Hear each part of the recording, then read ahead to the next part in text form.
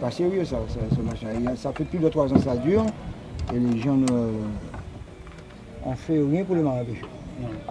Mettez à demain. Et pour vous, qu'est-ce que crée la sargasse? Ça oxyde? C'est de l'acide. C'est de l'acide, hein, ça bouffe le moteur, vous voyez pas comment ça a été. Hein. Tout ce qui est cuivre, voilà le résultat. Vous voyez comment c'est déjà abîmé? Moins d'1 an. Donc c'est pas de la blague. C'est pas de la blague. Donc moi je dis, si ça a tout ça d'effet sur les pièces électriques, les pièces mécaniques, pourquoi pas sur nous? On est humains.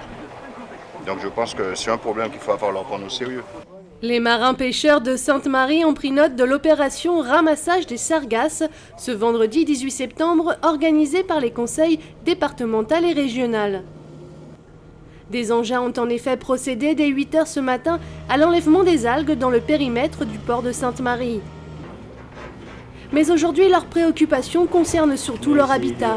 De nettoyer, mais bon, c'est évident. Tout ça, c'est des dépôts de gaz? Le gaz de sargasse. Hein. Le gaz, ça t'envoie une poudre noire, tu peux pas respirer convenablement avec ça. Même au niveau des enfants, lui, il peut pas parler, il peut pas te dire convenablement qu'est-ce qu'il a, et tu vois, c'est pas évident. Hein. Et si les objets se dégradent rapidement, l'aggravation de la santé est un sujet de plus en plus alarmant. J'allais sur les quais, on respirait, on faisait tout ça, mais j'ai constaté dès que je descends sur les quais, je sens l'odeur. J'ai envie de vomir, j'ai la tête qui tourne et parfois ça me donne des vertiges et je tombe, j'attrape un malaise. On m'amène aux urgences, on me fait toutes les analyses, on ne trouve rien.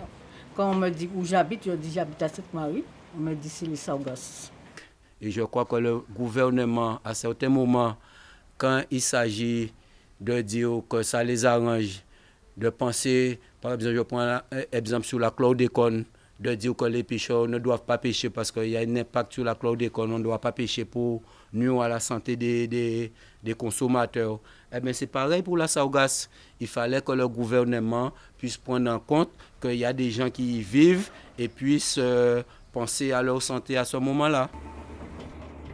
Après la contamination des eaux par le chlordécone et la stagnation des sargasses, les marins pêcheurs tirent la sonnette d'alarme. Il ne s'agit peut-être pas d'une catastrophe naturelle, mais une catastrophe sanitaire est en cours pour les pêcheurs.